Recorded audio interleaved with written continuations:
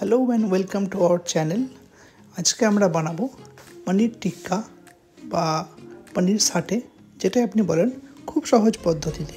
প্রথমে আমরা সবজিগুলোকে চপ করে নেব। সবজির মধ্যে আমরা নিয়েছি বড় লঙ্কা, ক্যাপসিকাম, বীজ ছাড়া টমেটো, অনিয়ন পেটালস আর ব্রকলি। এবার আমাদের ডিশের যেটা মেইন ইনগ্রেডিয়েন্ট অর্থাৎ পনিরটাকে আমরা খুব থিনলি স্লাইস করব। খুব থিনও করব না, খুব মোটাও করব না, একটা মাঝারি সাইজ করে আমরা এটাকে স্লাইস করে নেব। আমরা একটা পনির থেকে মোটামুটি 4 পিস করে নিচ্ছি।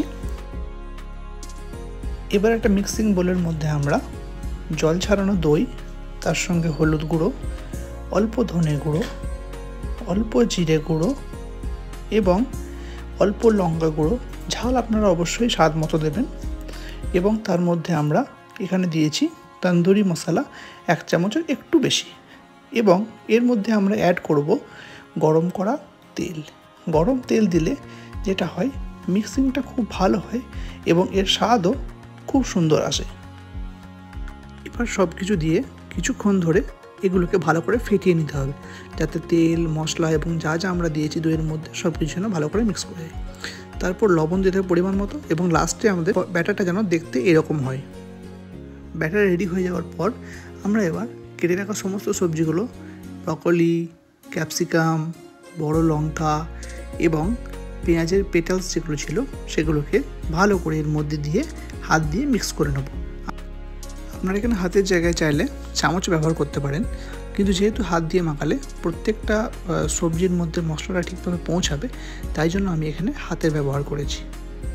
এবার আমরা যেটা করব, কেটে রাখা পনির যেগুলো ছিল আমাদের, সেই পনিরগুলোকে দিয়ে আলতো হাতে মাখিয়ে নেব। বেশি জোরে মাখাতে গেলে পনিরগুলো ভেঙে যাওয়া বা ফেটে যাওয়ার সম্ভাবনা থাকে। তাই আপনারা যেটা করবেন, আলতো হাত দিয়ে পনিরগুলোকেও অল্প করে ওই মশলার মধ্যে ঠিক করে মাখিয়ে নেবেন। এবার পনির টিক্কার মধ্যে স্মোকি ফ্লেভার আনার জন্য আমরা একটা অ্যালুমিনিয়াম ফয়েল নেব। তার মধ্যে জ্বলন্ত চারকোল 2 টুকরো বা 3 টুকরো জ্বলন্ত চারকোল দিয়ে তার মধ্যে 1 চামচ ঘি দেব, এবং সেই ঘি থেকে ধোঁয়া উঠছে এরকম অবস্থায় আমরা ঢাকনাটা লাগিয়ে দেব।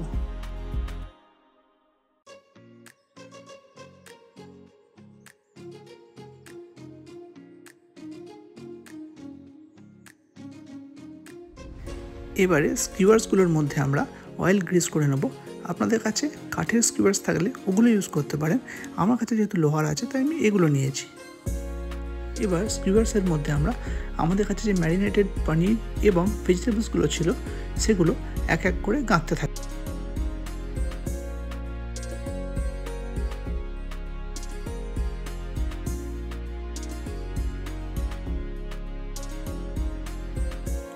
এবার একটা গ্রিল প্যান নিয়ে তার মধ্যে 1 টুকরো বাটার দিয়ে ভালো করে বাটারটাকে পুরো প্যান জুড়ে মাখিয়ে নেব।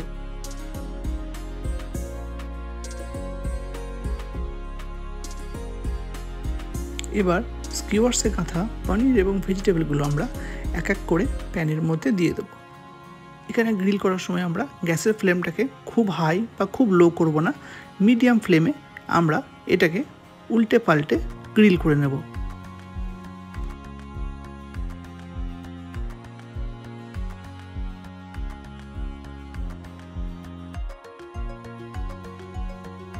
আমাদের গ্রিল করা প্রায় মোটামুটি শেষের দিকে।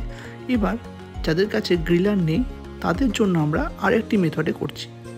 এখানে আপনারা একটি তার জালি রেখে তার মধ্যে আপনাদের স্কিউয়ার্সে গেঁথে রাখা ভেজিটেবলস এবং পনিরগুলোকে এখানে দিয়ে দেব ডাইরেক্ট ফ্লেমের উপরে,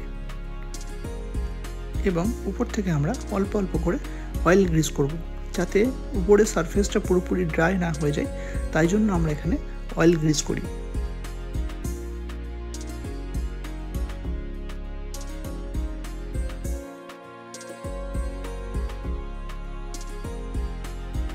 আপনারা দেখতেই পাচ্ছেন আমাদের এখানে গ্রিল করা মোটামুটি শেষের দিকে। এবার করে নেব প্লেটিং। দেখুন কি সুন্দর, খুবই সহজ পদ্ধতিতে তৈরি হয়ে গেল পনির টিক্কা।